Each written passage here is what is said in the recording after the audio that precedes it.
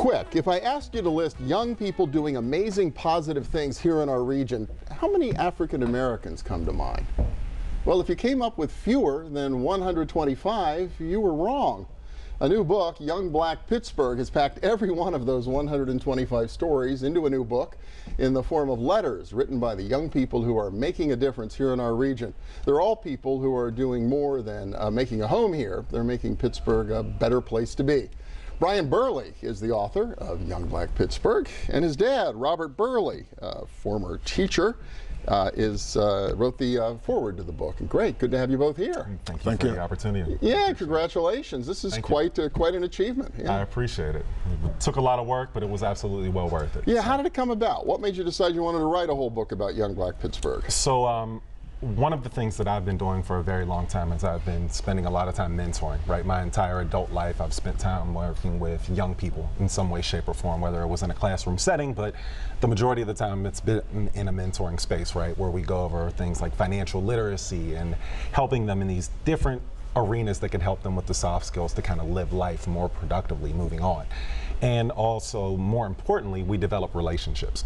And part of that and what this book was kind of born out of was a conversation that I had with one of my young people where they basically told me, hey, Brian, they call me B more often than not. We see you, right? And we see your friends that come in when you bring them in, but the prevailing image that we see, the prevailing thing, whether it be the news, whether it be social media, whether it be print media, that we see about folks who look like us, especially in the younger generation, aren't necessarily positive. And we're losing hope. And to me, hope is a very strong word, right? So I felt like I had to jump into action, and I wanted to create something tangible, and that's where the idea for this project came from. Really cool. Robert, it really speaks to something you mentioned in the foreword, too, how especially young African Americans can see so much great stuff happening in the region, but it doesn't touch them directly. And that's not a new thing here. No, it's not. Growing up here in the 50s and the 60s, growing up in Homewood, Homewood was our community. I mean, that's where we lived, that's where we stayed. We very seldom ventured out to other communities. And at that time in Pittsburgh history, everything was self-contained. If you wanted to go to grocery store, it was on Homewood Avenue. You wanted to go to a movie theater, you go to the Belmar Theater on Homewood Avenue. Menswear, women's wear, everything was right there.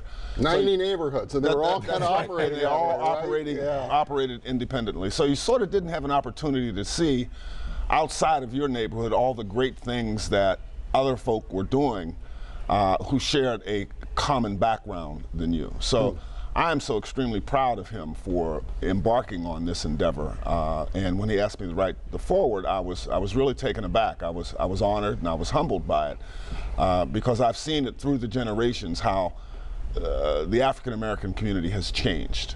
And I think through this book, we will be able to get a much greater light of what's going on in the Pittsburgh arena. Well, what I really think is so cool about it, and when I opened the book and I looked at it, you've got you know, the standard, here's the wonderful picture of somebody, and then their bio, but you couple it with a handwritten letter, a really personal touch about their experience in Pittsburgh. It's really powerful. What led you to take that approach? So I think that more important than anything, the open letter is my favorite part of the entire project, right? And the open letters are written directly to the next generation, more so than anything else.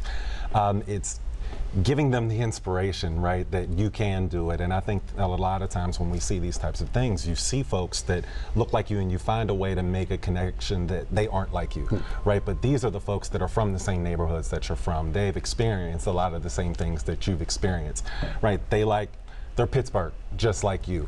And, you know, with those open letters, it's amazing to me. I can't tell you how many times in there I read, I love you, you know, to a young person who they might not even know. And to me, that's just such a powerful thing that kind of can build a community on that sort of love and that passion and that ability to really be able to kind of make a connection between generations as well. I wonder, Robert, what do you hope might be able to come from a project like this? Where could it lead our community? I think it leads our community into a certain type of connectedness. We historically in this city, particularly the African American community, has always looked at ourselves as a North Sider or a Homewooder, or I live in East Liberty, or I live in Belsuver. And I think what this book does, and we're talking about the suburban communities as well, cities like Duquesne and Clareton and Wilkinsburg, others. you name it, Wilkinsburg. Rocks, yeah. What this book does is say, you know what, we're all in this together.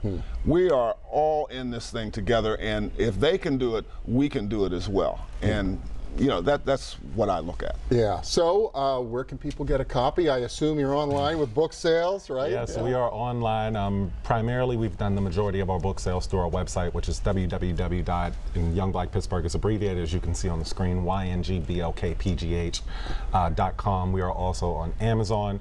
We're working on getting into physical locations currently.